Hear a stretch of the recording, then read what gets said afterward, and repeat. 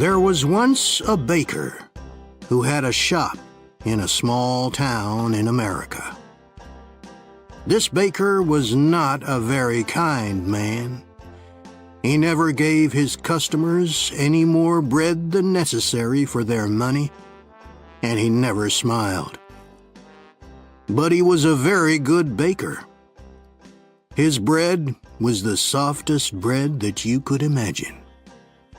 Sometimes customers paid for their bread and started eating it there in the shop. And his cakes, his cakes were really delicious. People came to his shop from all over town. When they walked down the street, they smelled the baker's wonderful bread and his delicious cakes, and they walked right into his shop. But not everyone came inside. Some people just stood outside the shop smelling and looking in through the windows. The baker didn't like this.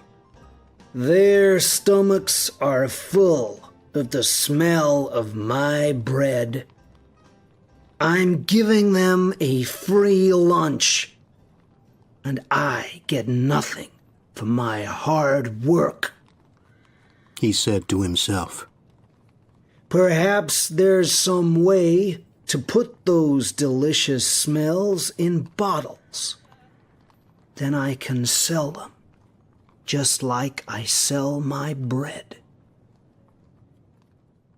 One winter morning, very early, the baker was in his shop, making bread. He wasn't singing happily while he worked.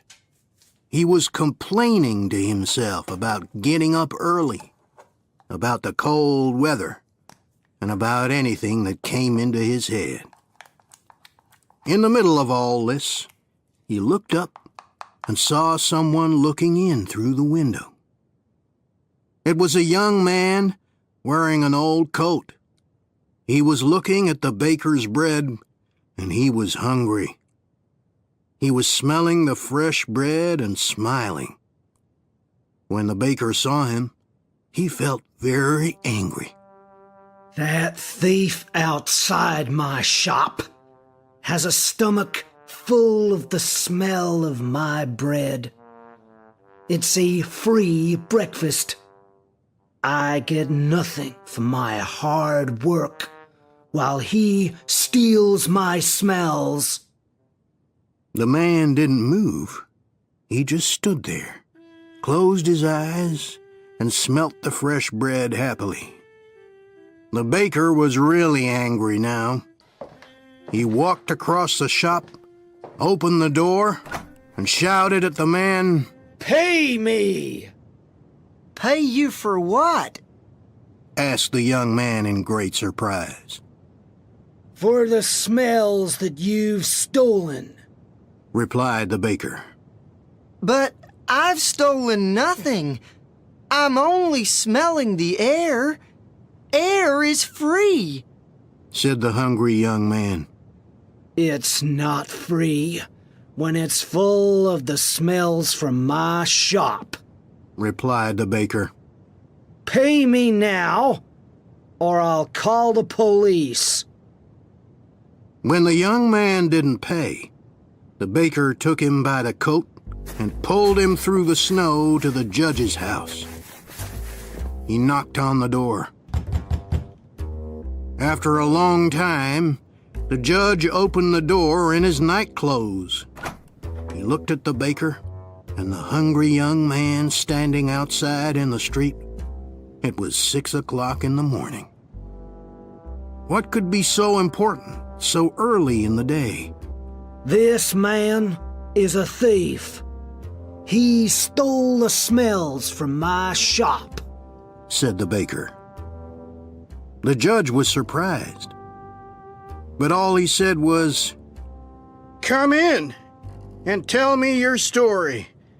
But first, give me time to dress myself." He went back into the house. After a few minutes, he came back and he took them inside. They all sat down together around a large table.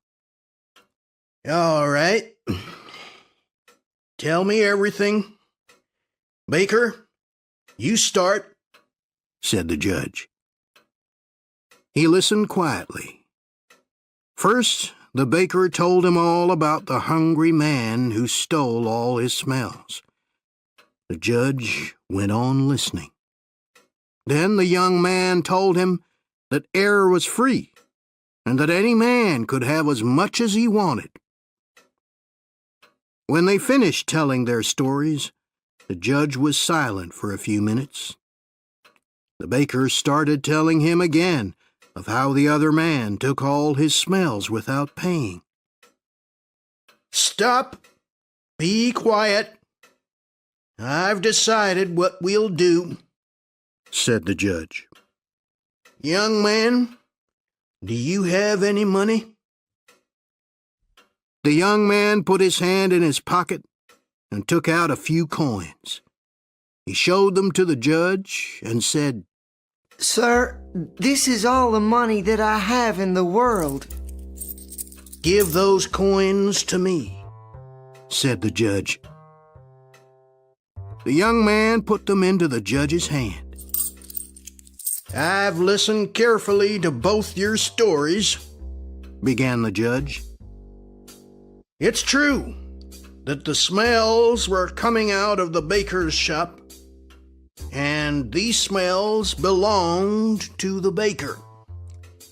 And it's also true that this young man took those smells without paying for them. And so I say that the young man has to pay the baker for the smells that he took." The baker smiled, perhaps for the very first time in his life. He held out his hand at once for the money, but the judge didn't give him the coins. "Baker, listen and listen carefully," he said. He shook the coins in his hands, and they clinked together. "That can pay for the smells," he said to the baker. "Give me my coins, sir," said the baker, not smiling anymore. "No," said the judge. "I've decided that the sound of money is the best way to pay for the smell of bread." And with that, he gave the coins back to the poor young man and told him to go home.